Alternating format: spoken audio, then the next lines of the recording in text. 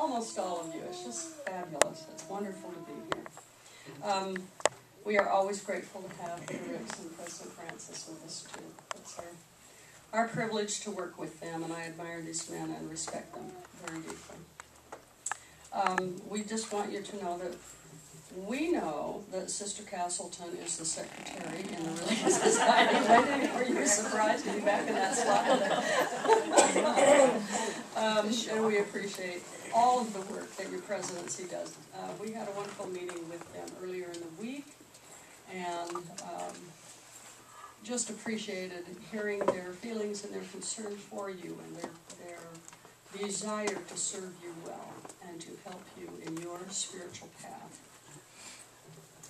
Our topic today is the priesthood, the blessings of priesthood in our homes. If I were to ask you what comes to mind when you hear the word priesthood, you might say the brethren in the other room. You might say the power of God given to men on earth. That was kind of the definition that we memorized as children. I would like to refer to President or Elder Dallin Oak's definition, and I like this a lot. The priesthood is the power of God used to bless all of his children, male and female. I'm going to read that again. The priesthood is the power of God used to bless all of his children, male or female. It is not limited to that which is given to men on earth. It includes all the powers by which he has done everything through the eternities. But the object, as he has said, is to bless his children, to bring it about to pass the immortality and the blessings for us children. Some of our abbreviated expressions like the women and the priesthood convey an erroneous idea. Men are not the priesthood. Priesthood meeting is a meeting of those who hold and exercise the priesthood. With that in mind, I would like to turn the time over to Sister Kaline. We're going to hear from her and then from Sister McGregor and Sister Youngberg, and thank you for bouncing over here. She was over supporting her daughter giving a talk in her ward this morning, so we're delighted that she can be with us. Thank you for hustling over.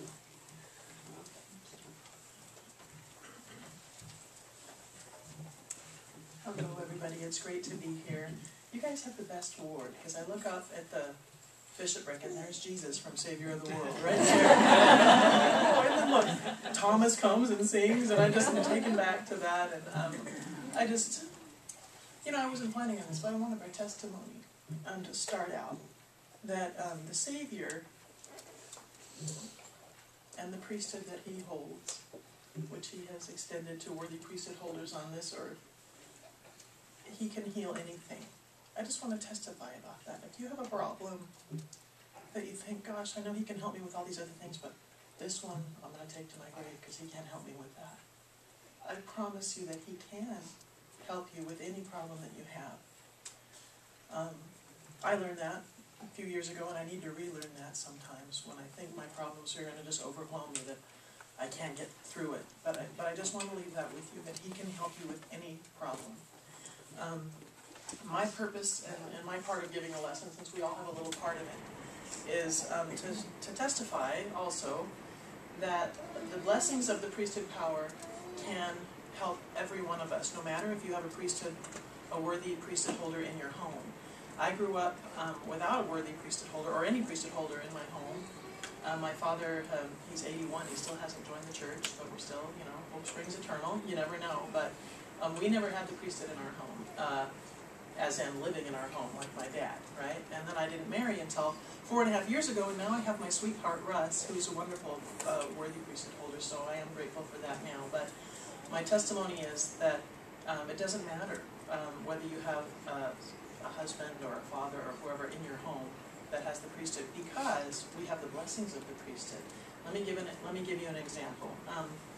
As I said, well, my father's not a member of the church. My mother joined when I was 6 years old, and I will never forget when the missionaries knocked on our door, and she let them in, and they showed Johnny Lingo on the wall, right? Like, just You guys probably remember that, some of you, you know, it's just a funny little film strip about, you know, the gal who didn't believe in herself, and anyway, that's not the point. The point is that I felt something very strongly, that I was safe when they came in our house. It felt different, it felt peaceful, it felt loving, and I wanted that. And so, you know, my mom's baptized. I was only 6, so I couldn't get baptized, but I did when I was 8, and I was very, very happy. I've had a testimony of the gospel ever since then. I've been one of, I don't know, it's just one of those blessings where I believe. I know it's true. I'm just so grateful for that blessing. I'm also grateful for a wonderful home teacher named Brother Bob Bowles. I grew up in Whittier, and he, apparently, from what I learned later, he was just like my dad was. It's kind of interesting, kind of a bowling alley, kind of carousing drunk guy, you know, no disrespect to my father, but that's what he was when I grew up. And this Brother Bowles was a changed man. He had joined the church, and he was assigned as our home teacher. And so my dad was so kind of mean. It was kind of tense when he would come over, because I was a little kid, right? I'm 6, 7, 8, and here comes Brother Bowles. Hi, Patrick. You know, he's kind of timid at the door, you know, to my dad. And my dad lets him in, and the TV's really loud.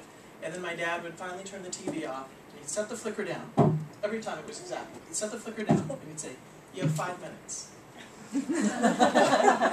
And then Brother Bowles was like, "Oh, okay, Patrick," and he's kind of, he's kind of scared, and he would give this lesson. And I want you to know that that man came back every single month. He came back every month, and, you know, he could have said, "Gosh, you know, I don't know, Bishop, I don't think I should go back there," or "He's kind of mean," or he didn't, you know, he came back every month. And then the poor guy one time made the mistake of bringing a Baskin-Robbins pie. And then my dad, ever since then, my dad would yell over the gate, "Do you have the pie?" And he'd say, "Yes, I do." "All right, come in." You know? And I know it wasn't cheap, and I know Brother Bowles did not have money, and he brought that pie every month to an ungrateful, kind of mean guy who was my dad. And I want you to know what that meant to me as a kid, you know. I don't know if we realize how much kids absorb. I don't have children of my own, so I don't think about it too much. But I was just a little kid, but it's changed who I am as a grown-up, that man. And he was our home teacher forever. I think they were afraid to assign anybody else. And it's kind of funny that Ron Ricks right here, he's my dad's home teacher right now. It's kind of funny. So bless your heart. But I think he's kind of softened over the years. He doesn't give him only 5 minutes, but, you know, but still, you know. My testimony is, again, that the blessings of the priesthood power are available through good home teachers, through good bishops. I had several bishops that were very kind of gentle, father-like figures to me when I was kind of afraid of my dad growing up. So there are wonderful men, as you know, who can take the place of a worthy Melchizedek priesthood holder if that doesn't happen to be in your home right now. I testify again that the Savior's power is infinite and eternal, and it can bless you and help you with any problem that you have. And you can enjoy those blessings of the priesthood power, regardless of your circumstance right now. I'm now going to turn the time over to Sister McGregor, who will lead a discussion on how the priesthood power has blessed your home. Thank you, McGregor. Sisters. So this is our interactive part of the lesson. Your help. So what we'd like to do is list on the board the blessings of the priesthood. So what are some blessings that we enjoy having the priesthood power on the earth today? So yes. Patriarchal blessings. Patriarchal blessings, great. Okay, what else? Feeling safe. Okay. Alexa. Yes, Becca?